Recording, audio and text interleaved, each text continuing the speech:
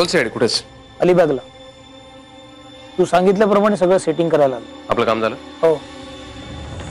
त्या मंजुळाला पैसे देऊन तिचं तोंड कायमचं बंद केलं. बरं झालं त्या दिवशी मायाच्या गुंडांना पैसे दिले आणि तिथून निसटलो. तसंच त्या मंजुळाला गाठलं आणि तुझ्यापर्यंत येऊन पोहोचलो. नाहीतर मेला असता. हा विक्रम इतक्या सहजासहजी नाही म्हणणार रे सीआयडी. आणि आपण लकी होत.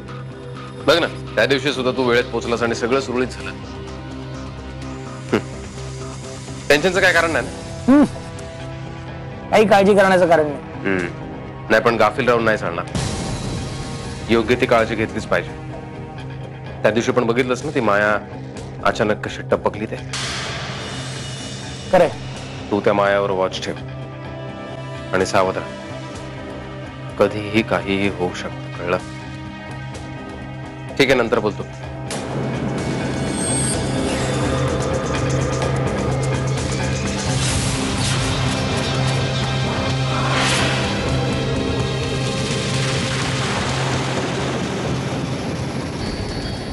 आर्या तू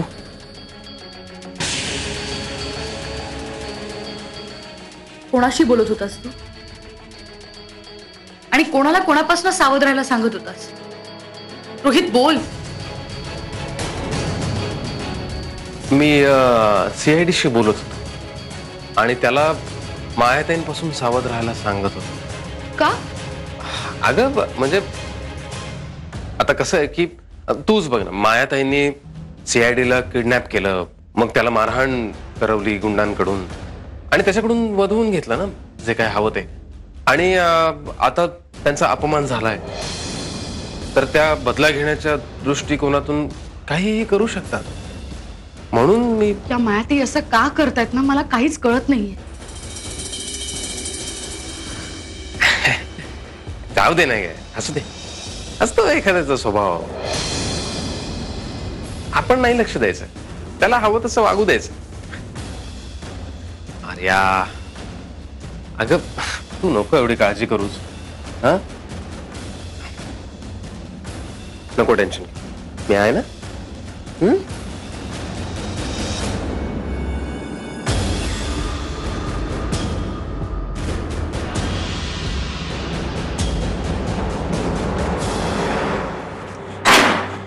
मिताली, अगं अर्जुन, मिताली, मिताली, मिताली,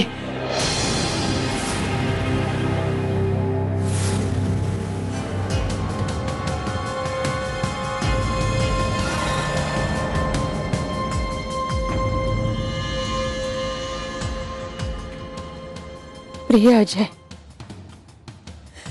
सगळ्यात आधी मी तुझी माफी मागते, पण माझ्याकडे दुसरा पर्याय नव्हता. केवळ तुझ्या हट्टापायी आपण गेले काही दिवस उपासमार सहन करतोय. स्वाभिमान आणि आत्मसन्मान हे शब्द खूप मोठे असले तरी त्याने पोट नाही भरत अजय.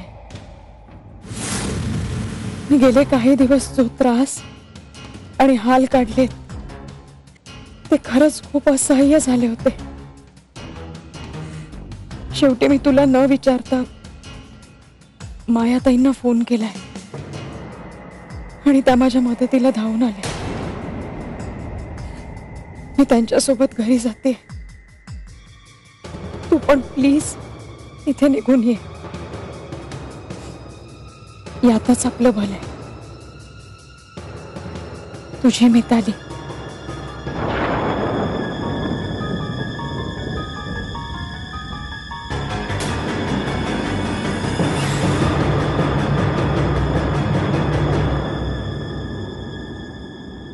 मिताली,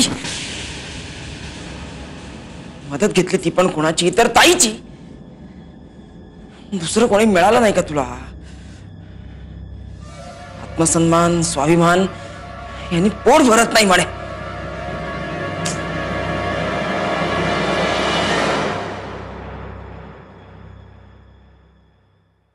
आर्याच्या मागे काय पिढ्या लागले कोणास ठाऊक.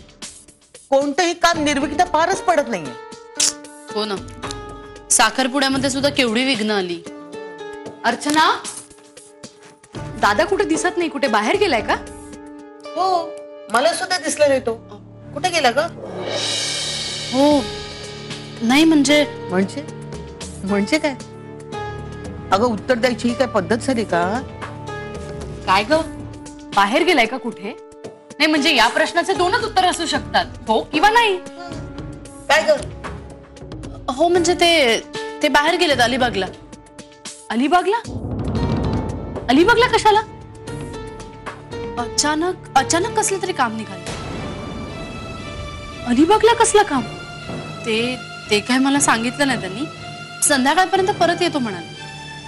जाऊ दे कार्या, विश्वाचा स्वभाव तुला माहितच आहे. की आणखीन काय विचारलं असतं तर चिडला असता तू नको काळजी करू, येईल तो. हा अर्चना, मी गुरुजींशी बोलले लग्नाच्या मुहूर्ताबद्दल. नाही मावशी नको, इतक्यात नको. म्हणजे यांना परत येऊ दे ना, मग ठरवूया आपण. का ग? नाही म्हणजे त्यांच्या सल्ल्याने सगळ्या गोष्टी ठरल्या तर चांगलंच आहे ना. नाही तर मग त्यांना सांगितलं नाही तर पुन्हा चिडचिड करते.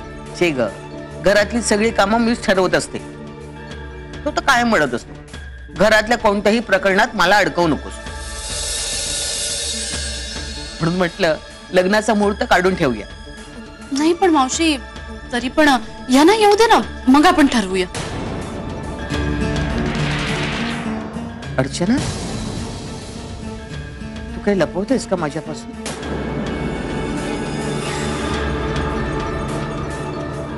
नाही मावशी.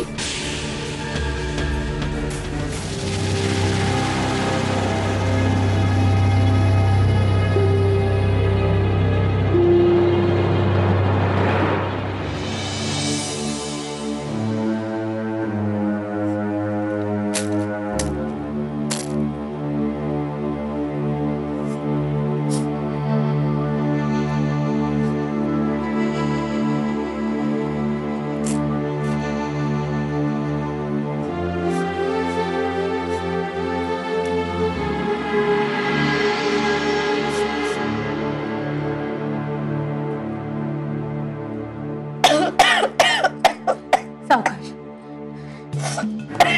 हे, पाणी पी, पाणी पी.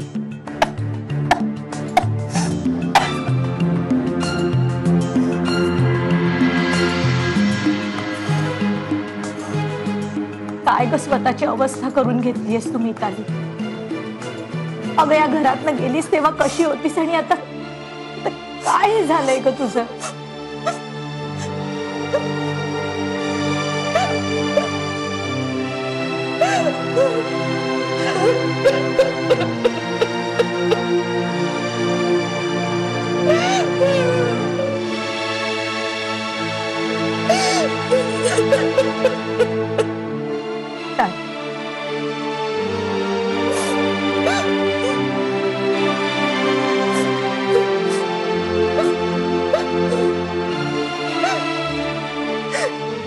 सगळं जे काय झालंय ना मायाताई, हे सगळं अजयच्या हट्टामुळे झालंय.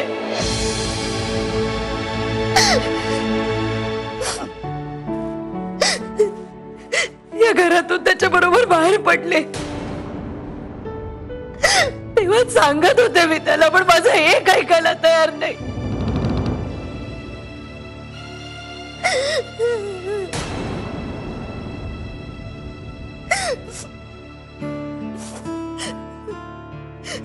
खूप ठिकाणी इंटरव्ह्यू दिले त्यांनी, नोकरीसाठी खूप प्रयत्न केले, पण कोणी त्याला उभं करायला तयार नाही.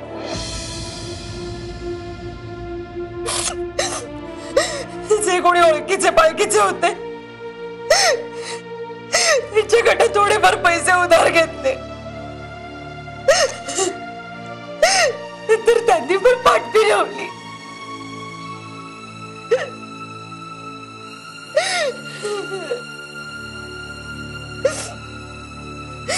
तरी मी अजयला सांगत होते, एकदम आयताईंना फोन कर, निदान आर्याला फोन कर. माझं ऐकायलाच तयार नाही.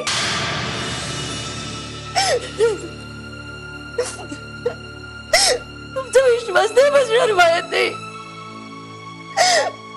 4 दिवस उपाशी होते मी, 4 दिवस.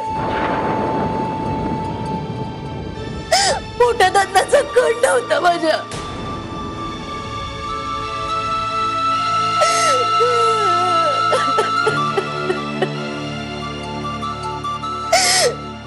त्यातच चक्कर येऊन पडले एक दिवस. अजय मला डॉक्टरकडे घेऊन गेला. शुद्धीवर आले तेव्हा कळलं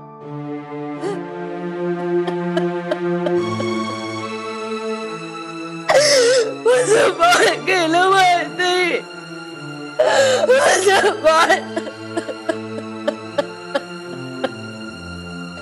मी किती समजावलं अजयला. हे सगळं त्याच्या हट्टापायी झालंय. माझं बाळ गेलं माहिती. माझं बाळ गेलं.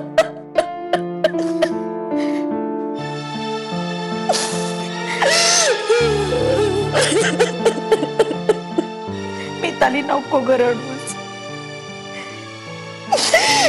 बाळ जाण्याचं दुःख काय असतं ना ते भोगलंय मी. नको रडूस तू.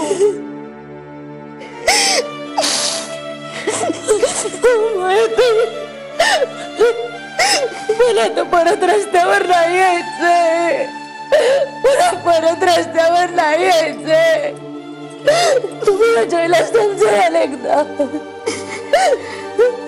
मी अजयला समजवते.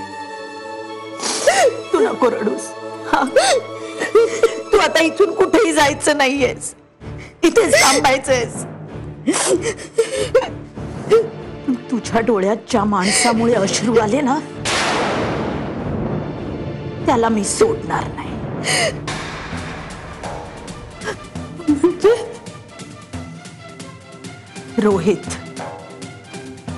रोहितमुळे झालंय हे सगळं. रोहित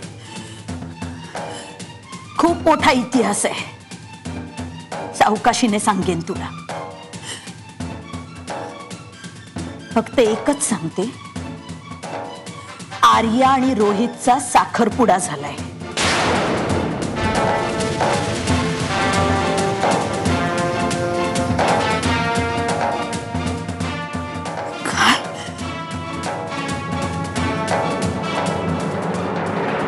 आर्या, पुष्पमोहन आणि रोहित ह्या सगळ्यांनी मिळून हे सगळं कारस्थान केलेलं आहे. त्यांच्याचमुळे आपला अर्जुन गेला.